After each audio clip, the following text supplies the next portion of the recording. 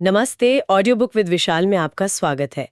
आज हम एक्सप्लोर करने वाले हैं एक बहुत ही खास और नाटकीय ऐतिहासिक पल को। कल्पना कीजिए 399 बीसी के एथेंस शहर की। एक खचाखच भरा हुआ कोर्ट रूम है और कटघरे में एक 70 साल का बूढ़ा आदमी खड़ा है। और ये कोई आम इंसान नहीं है। बिल्कुल, ये दुनिया के सबसे महान दार्शनिकों में से एक सोक्रेटिस यानी सुकरात है। और दिलचस्प बात यह है कि अपनी पूरी जिंदगी में ये पहली बार है जब वो किसी अदालत में आए हैं। सही कहा। तो आज हम जिस स्रोत पर ये गहरी चर्चा कर रहे हैं वो है प्लेटो की अपोलॉजी। इसे सोक्रेटिस के ट्रायल का सबसे भरोसेमंद स्रोत माना जाता है। तो चलिए ये समझने की कोशिश करते हैं कि उस दिन अदालत में असल में हुआ क्या था।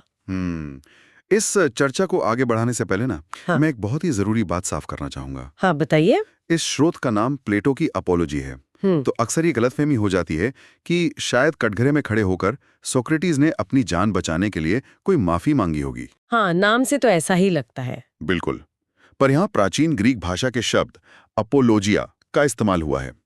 इसका असल मतलब माफी मांगना नहीं होता, बल्कि अपने बचाव में दी गई एक औपचारिक दलील होता है। अच्छा, मतलब ये कोई आम अदालत की कार्यवाही नहीं थी? एकदम नहीं। ये इतिहास का एक ऐसा क्षण था जहां एक इंसान ने अपनी जान की परवाह किए बिना सिर्फ और सिर्फ सत्य को चुना। हमारे आज के इस विश्लेषण का मुख्य उद्देश्य भी यही समझना है कि कैसे सोक्रेटिस ने खुद पर लगे इल्जामों का बेखौफ सामना किया और उनकी जो सच्ची समझ थी उसका असल मतलब क्या था, और उनके वे विचार आज के इस सूचना से भरे दौर में हमारे लिए क्या अहमियत रखते हैं। ये बहुत ही अहम जानकारी है। मतलब नाम सुनकर ही जो पहली गलतफहमी होती है वो इससे दूर हो गई। पर मुझे एक बात समझ नहीं आ रही। हाँ, पूछिए। अगर सोक्रेटिस इतने ही महान और सुलझे हुए दार्शनिक थे तो अचानक उन पे ये इल्जाम जो लगने लगे, मतलब उन्हें अपनी जान के बचाव में दलील देने की नौबत ही क्यों आई? इस सवाल का जवाब समझने के लिए हमें सोक्रेटिस के विरोधियों को दो हिस्सों में बांटना होगा। अदालत में सोक्रेटिस ने खुद ये बात साफ की कि उनके दो तरह के विरोधी हैं। एक वो जो नए हैं, जिन्होंने हाल ही में उन पर मुकदमा दायर किया है, और दूसरे वो जो पुराने हैं। नए विरोधियों में मिलिटस, एनिटस और लाइकन जैसे लोग शामिल थे।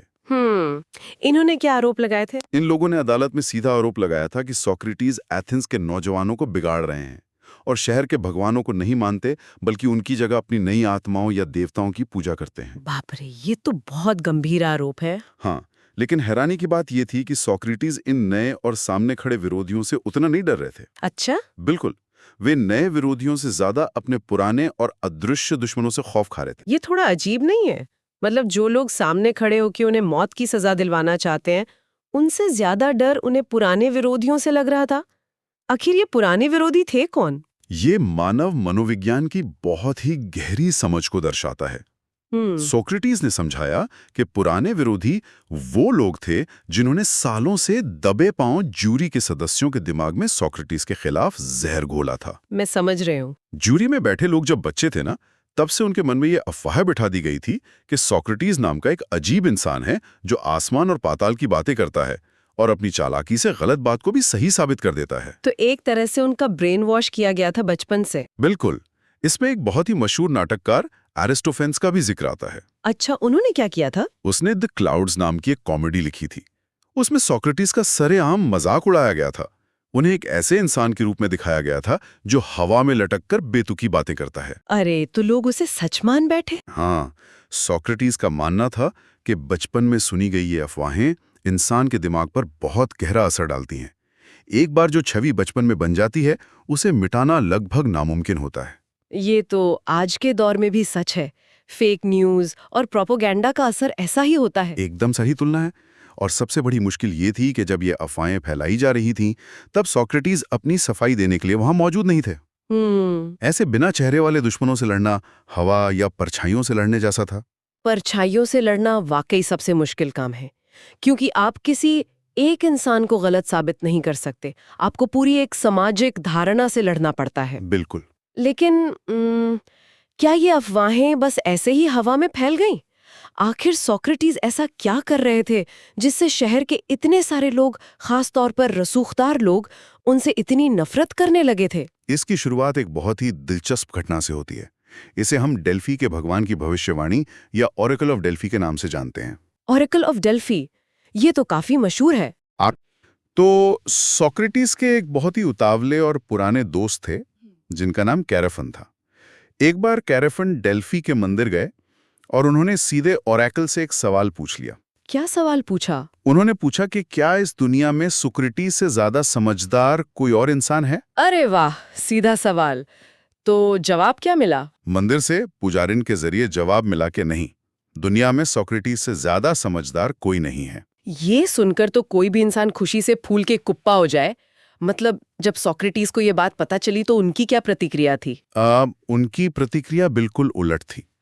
सोक्रेटिस सुनकर पूरी तरह हैरान और परेशान रह गए। परेशान क्यों? क्योंकि वो खुद को बिल्कुल भी ज्ञानी नहीं मानते थे। उनका मानना था कि उनके पास तो कोई बड़ा या छोटा ज्ञान है ही नहीं।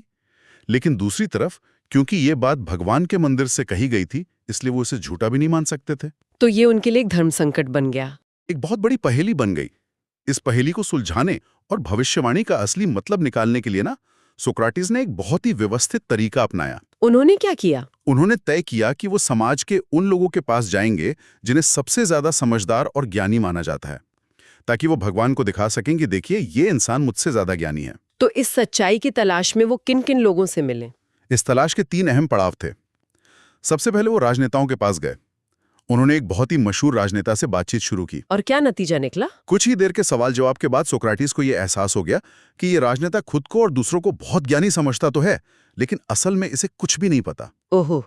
जब सोक्रेटिस ने उसे यह बात समझाने की कोशिश की कि उसका ज्ञान सिर्फ एक भ्रम है, तो वो राजनेता और उसके आसपास खड़े सभी लोग सोक्रेटिस से सख्त नफरत करने लगे। जाहिर सी बात है, किसी के अहंकार को ठेस पहुंचेगी तो गुस्सा तो आएगा ही। फिर इसके बाद वो कहाँ गए? इसके बाद वो शहर के सबसे बेहतरीन कवियों के पास गए। सोक्रेटिस ने उनसे उनकी ही लिखी सबसे शानदार कविताओं का मतलब पूछा। तब तो कवियों ने अपनी रचनाओं का बहुत ही गहरा मतलब समझाया होगा ना? बिल्कुल नहीं, और यही सबसे बड़ी निराशा हाथ लगी।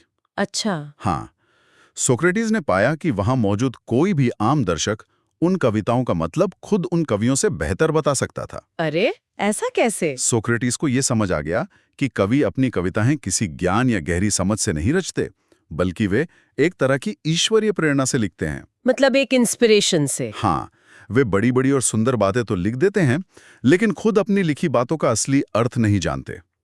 फिर भी अपनी कविताओं की वजह से उन्हें यह घमंड हो गया था कि वे दुनिया के बाकी सभी मामलों में भी सबसे बड़े ज्ञानी हैं। ये तो बहुत ही दिलचस्प है। और तीसरा पड़ाव क्या था? अंत में सोक्रेटिस कारीगरों यानी आर्टिशंस के पास गए। कारीगर तो अपने काम में माहिर होते हैं ना, उनके पास तो कोई ठोस ज्ञान जरूर होगा। हाँ, सोक्रेटिस ने भी यही माना कि कारीगरों को बहुत सी ऐसी कलाएं आती हैं जो सोक्रेटिस को नहीं आती। वे अपने हुनर में बेहतरीन थे, लेकिन उनके साथ भी वही एक बड़ी समस्या थी जो कवियों के साथ थी। घमंड वाली समस्या। बिल्कुल।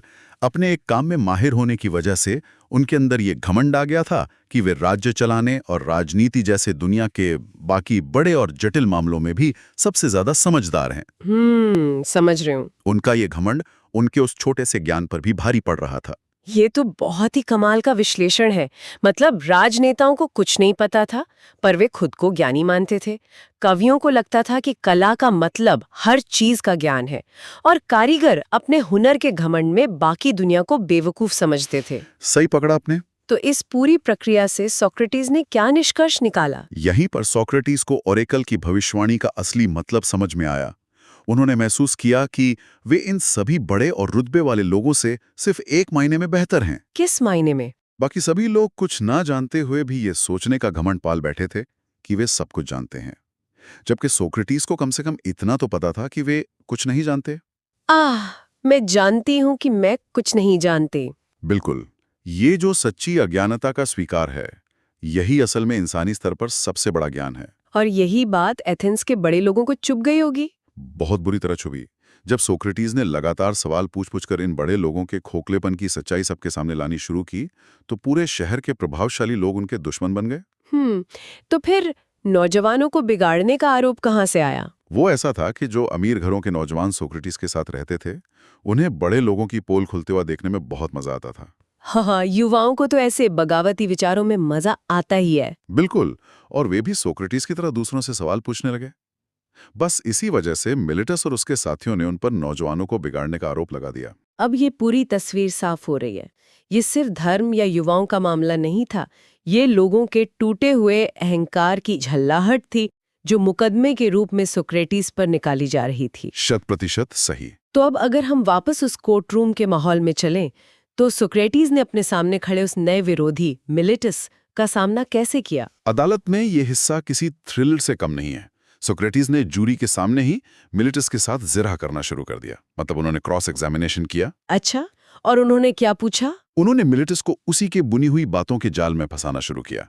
उन्होंने घोड़ों के ट्रेनर का एक बहुत ही बेहतरीन रूपक इस्तेमाल किया। घोड़ों का रूपक? हाँ, सोक्रेटिस ने मिलिटस से पूछा कि क्या यह सच है कि सिर्फ सोक्रेटिस अकेले एथेंस के युवाओं को बिगाड़ रहे हैं और बाकी पूरी आबादी, सारे मंत्री, सारे कानून बनाने वाले उन्हें सुधार रहे हैं? तो मिलिटस ने क्या कहा? मिलिटस ने जोश में आकर कहा कि हाँ, बिल्कुल ऐसा ही है। इस पर सोक्रेटिस ने घोड़ों का उदाहरण दिया। ये उदाहरण कैसे इस मामले से जुड़ता है? सोक्रेटिस ने पूछा कि क्या घोड़ों के मामले में भी ऐसा ही होता है कि कोई एक ही इंसान उन्हें बिगाड़ता है और बाकी पूरी दुनिया उन्हें सुधारती है? नहीं, ऐसा तो नहीं होता। बिल्कुल, सच तो इसके बिल्कुल उलट होता है। घोड़ों को सुधारने वाला, उन्हें ट्रेनिंग देने वाला कोई एक ही होता है या बहुत थोड़े से लोग होते हैं? हाँ, जो एक्सपर्ट्स होते हैं। सही बात है। जबकि बाकी आम लोग जो घोड़ों के साथ अनाड़ीपन से पेश आते हैं, वे अनजाने में उन्हें नुकसान ही पहुंचाते हैं। अरे वाह, क्या लॉजिक है! इंसानों और युवाओं के मामले में भी यही सच है। ये दावा करना कि पूरी भीड़ युवाओं को सुधार रही है और सिर्फ एक इंसान उन्हें बिगाड़ रहा है, ये पूरी तरह से बेतुका और तर्कहीन है। यह तर्क तो मिलिटस के आरोप की धज्जियां उड़ाने के लिए काफी था। और जो दूसरा बड़ा आरोप था कि सोक्रेटिस शहर के भगवानों को नहीं मानते और नास्तिक है, उस पर उन्होंने क्या जवाब दिया? यहाँ सोक्रेटिस ने मिलिटस के इल्जाम में छुपे एक बहुत बड़े विरोधाभास को उजागर कर दिया। कैसा विरोधाभास? देखिए, एक तरफ मिलिटस कह रहा था कि सोक्रेटिस पूरी तरह नास्तिक हैं, वे भगवानों को नहीं मानते, और दूसरी ही तरफ उसी मुकदमे में ये भी लिखा था कि सोक्रेटिस नई आत्माओं या नई दैवीय शक्तियों की पूजा करते हैं। अरे हाँ, ये तो दोनों बातें एक दूसरे को काट रही हैं। बिल्कुल। सोक्रेटिस ने अदालत के सामने ये साबित किया कि ये बात अपने आप में ही कटती है। उन्होंने बहुत ही आसान भाषा में समझाया। क्या कहा उन्होंने? उन्होंने पूछा कि क्या यह मुमकिन है कि कोई इंसान ये तो माने कि बांसुरी बजाने वालों का वजूद है, लेकिन ये कहे कि बांसुरी का कोई वजूद नहीं है? आहा, नहीं, ये तो बेवकूफी है। या कोई ये माने कि खच्चर तो होते हैं लेकिन घोड़े और गधे नहीं होते? ये तो बहुत ही हास्यास्पद स्थिति हो गई। मिलिटस ने खुद अपने ही बुने हुए जाल में खुद को फंसा लिया था। एकदम। सोक्रेटिस ने कहा कि पुरानी मान्यताओं के अनुसार जो आत्माएं या दैवीय शक्तियां होती हैं, वो असल में भगवानों की ही संतानें मानी जाती हैं। तो अगर सोक्रेटिस उन आत्माओं या संतानों के अस्तित्व में यकीन करते हैं, तो वे उनके पिताओं यानी भगवानों के अस्तित्व को कैसे नकार सकते हैं? लाजवाब। ये सुनते ही मिलिटस पूरी तरह निहत्था हो गया। पूरी अदालत के सामने ये बात शीशे की तरह साफ हो गई कि मिलिटस को युवाओं या धर्म की कोई परवाह नहीं थी। उसने सिर्फ ध्यान खींचने और सोक्रेटिस को फंसाने के लिए ये खोखली पहेली बनाई थी। बिल्कुल। इतने तीखे और तार्किक जवाबों के बाद तो मामला वहीं खत्म हो जाना चाहिए था, लेकिन फिर सोक्रेटिस ने अपनी भूमिका को समझाने के लिए एक मक्खी का उदाहरण क्यों दिया?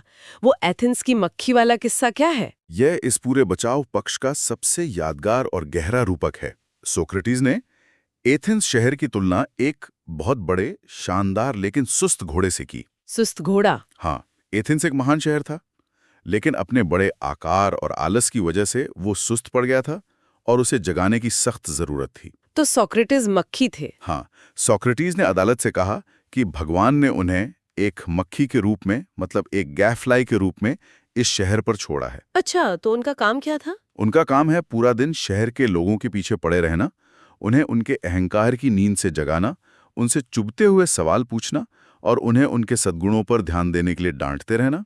लेकिन मक्खी का काम ही है चुभना और परेशान करना। जब कोई गहरी और सुस्त नींद में सो रहा हो और उसे अचानक उठाया जाए तो जाहिर है उसे बहुत गुस्सा आएगा। यही एथेंस के लोगों के साथ हो रहा था। सोक्रेटिस ने उन्हें चेतावनी दी कि अगर तुम नींद में झल्लाहट खाकर मुझे खत्म कर दोगे तो तुम अपनी बाकी जिंदगी ऐसे ही अज्ञानता की नींद में सोते रहोगे, जब तक कि कोई नई मक्खी ना आ जाए। बिल्कुल, जब तक कि भगवान तुम पे दया करके कोई दूसरी मक्खी ना भेज दें।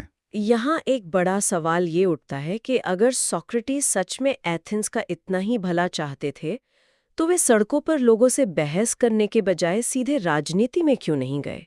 वहाँ सत्ता में रहकर वे ज्यादा बड़े बदलाव ला सकते थे ना? इसका जवाब सोक्रेटिस ने एक बहुत ही रहस्यमयी तरीके से दिया। उन्होंने अपनी एक अंदरूनी आवाज या कहें कि एक ईश्वरीय संकेत का जिक्र किया जो उन्हें बचपन से महसूस होता था। कैसी आवाज? ये कोई ऐसी आवाज नहीं थी जो उन्हें ये बताती थी कि क्या करना है, बल्कि ये एक ऐसी अंतरात्मा की आवाज थी जो उन्हें हमेशा कोई गलत काम करने से रोकती थी। मतलब एक मॉरल कंपास की तरह। एकदम सही। इसी आवाज के कारण वे कभी सार्वजनिक जीवन या राजनीति में नहीं उतरे। सोक्रेटिस का साफ मानना था कि राजनीति में रहकर कोई भी इंसान अपनी ईमानदारी नहीं बचा सकता। ये तो बहुत ही कड़वा सच है। उन्होंने कहा कि अगर वे किसी राजनीतिक पद पर होते और भीड़ के खिलाफ जाकर गलत या गैर कानूनी कामों का विरोध करते तो उन्हें बहुत पहले ही मार दिया गया होता। मतलब सत्ता के सिस्टम में रहकर सच्चाई नहीं बोली जा सकती। सही कहा। एक सच्चे और न्यायप्रिय इंसान को अगर सच्चाई के लिए लड़ना है और कुछ समय तक जिंदा भी रहना है तो उसे सत्ता से दूर एक आम इंसानी बने रहना होगा। ये बात तो आज के समय पर भी पूरी तरह लागू होती है। राजनीति और ईमानदारी का ये टकराव बहुत पुराना है। खैर, इन सब बेहतरीन दलीलों और तर्कों के बावजूद जब जूरी का फैसला आया तो वो सोक्रेटिस के खिलाफ ही था। हाँ, दुर्भाग्य से उन्हें दोषी ठहरा दिया गया, वो भी सिर्फ 30 वोट के मामूली अंतर से।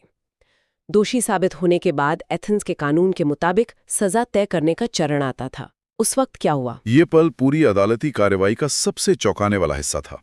उस समय का रिवाज था कि जब कोई इंसान दोषी साबित हो जाता था तो वो मौत की सजा से बचने के लिए जजों के सामने रोने गिड़गिड़ाने लगता था। हाँ, दया की भीख मांगते थे लोग। लोग अपने छोटे छोटे बच्चों और रिश्तेदारों को कोर्ट में लाते थे ताकि जूरी को उन पर दया आ जाए। लेकिन सोक्रेटिस ने ऐसा कुछ भी करने से साफ इनकार कर दिया। क्यों? उनका स्पष्ट मानना था कि मौत के डर से ऐसा बर्ताव करना न सिर्फ उनके खुद के लिए बल्कि पूरे एथेंस शहर के नाम के लिए बहुत ही शर्मनाक होगा। ये तो उनका स्वाभिमान था। बिल्कुल। उन्होंने जूरी को याद दिलाया कि एक जज का काम न्याय करना है, जज्बातों में बहकर दया बांटना नहीं। ये उनकी जबरदस्त मानसिक मजबूती को दिखाता है।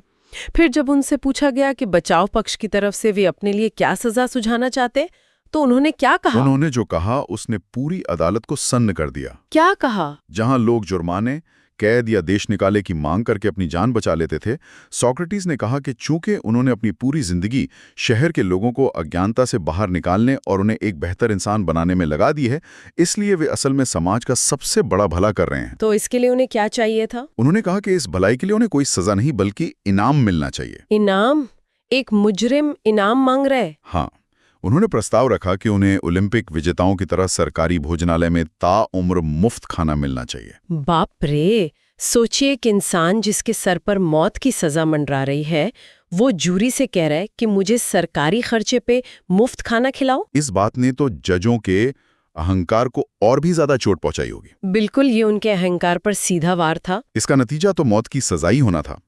लेकिन जब मौत की सजा सुना दी गई तो सोक्रेटिस ने मृत्यु का सामना कैसे किया? मौत की सजा सुनने के बाद भी उनके चेहरे पर कोई शिकन नहीं थी। उनका मौत का डर पूरी तरह खत्म हो चुका था। उन्होंने कुछ कहा इस बारे में? हाँ, उन्होंने अदालत से कहा कि मौत को सबसे बड़ी बुराई मान लेना भी उसी अज्ञानता का हिस्सा है, क्योंकि कोई भी जीवित इंसान यह नहीं जानता कि मौत के बाद असल में क्या होता है। बहुत गहरी बात है। मोनो मृत्यु को केवल दो ही नजरियों से देखा।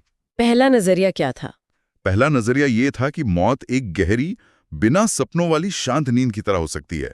अगर ऐसा है तो ये एक बहुत बड़ा फायदा है, क्योंकि जीवन की सारी भागदौड़ और परेशानियों से हमेशा के लिए शांति मिल जाएगी। हाँ, एक अनंत विश्राम।